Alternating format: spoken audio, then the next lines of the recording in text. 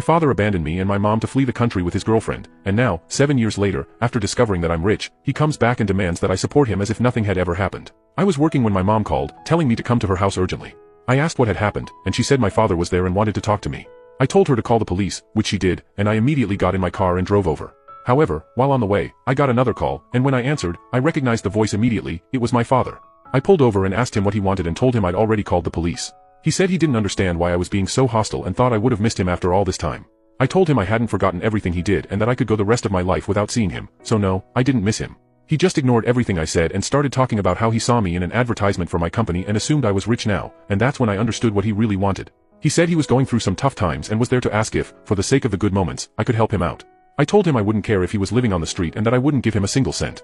That's when his tone completely changed, and he said he didn't care, that it was my duty as a son to help him just like I helped my mom, and that he wouldn't leave the front of our house until I gave him money. Before I could say anything, he hung up.